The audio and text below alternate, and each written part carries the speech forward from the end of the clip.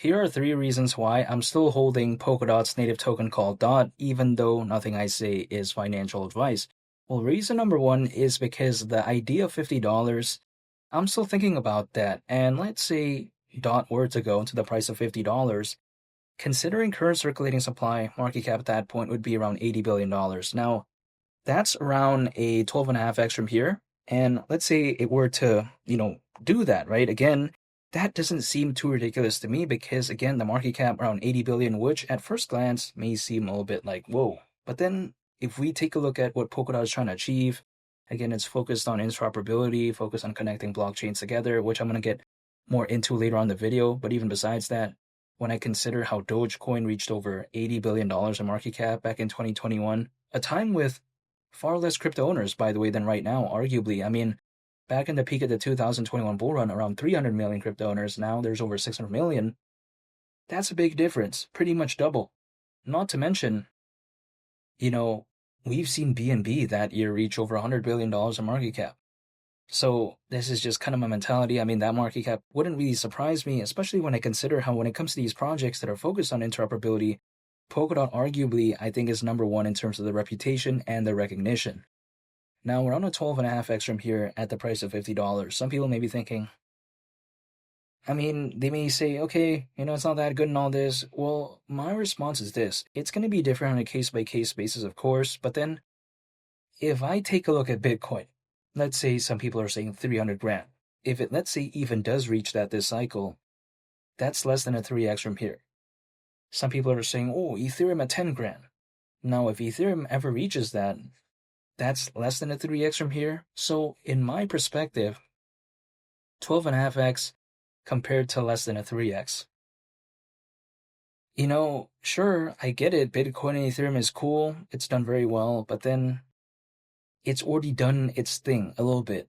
Of course, there may be still a ways to go. But then it's not like too much more, hypothetically, I think, during this cycle. It's a different case, though, 10, 15 years later. But then when it comes to something like DOT, the market cap, even though it's pretty massive, it's not as massive as that. But then at the same time, DOT doesn't have a, incredibly low market cap, much like a microcap, which could hypothetically outperform this, right? Depending on the project, of course. But then that's a little bit risky for me. Now, I understand there's always going to be risks. I'm totally aware of that. But then a microcap, that's a little bit too much for me. This is just my perspective. So I kind of like DOT because when it comes to Polkadot, the community is proven. Good exchange listings when it comes to DOT. Not to mention, the community is very passionate.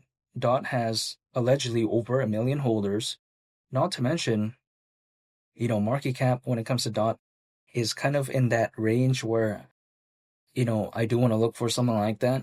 So this is something that I want to believe in, and this is why I'm still holding DOT. Again, I'm not telling anyone to do anything when it comes to DOT or any project out there, but this is just my take on this. And this actually brings me to my second reason as to why I'm still holding Polkadot. And again, it's because of the fundamentals. Now, Polkadot, basically, again, like I mentioned earlier on the video, it's focused on connecting blockchains together. It's focused on something called interoperability. Now, why is this even interesting or something that's even needed? Many blockchains out there, many networks, because they're independent of one another, a lot of them cannot freely send data and value to each other as a result, right? And we take a look at something like Bitcoin, Ethereum, they're both very massive, but they're independent of one another. They arguably cannot freely send data and value to each other. Arguably, they lack interoperability. Polkadot basically steps in and saves the day, quite essentially. Now, people may be thinking, okay, who cares about this? This is not hyped enough. There's not this much attention when it comes to Polkadot. I'm totally aware that it doesn't have the cool factor, like for instance, some other projects out there that are heavily focused on AI or blockchain gaming. I'm totally aware of that. But then at least Polkadot, in my opinion, serves a pretty good purpose. And I think it actually has a use case. It's not useless. You know what I mean? If there's going to be more blockchains, if there's going to be more networks that are going to pop up moving forward, I'm assuming that many of them do want interoperability. So then something like Polkadot, it's there, right? So the way I take a look at it is that, will Polkadot gain massive adoption moving forward? Who knows? But then, considering what it's really doing, wouldn't surprise me. And also, when I think about projects that are focused on interoperability, what is the first thing that comes up on my mind? That is Polkadot. It's the most reputable one there, it's the most recognizable, and again, it's kind of like synonymous with projects that are focused on interoperability. Not to mention, Polkadot has something called Kusama, which is basically a canary network to Polkadot. Let me explain this real quick because projects that usually want to launch on Polkadot, they're going to typically launch on Kusama first, test out the project basically, and then later they move on to Polkadot.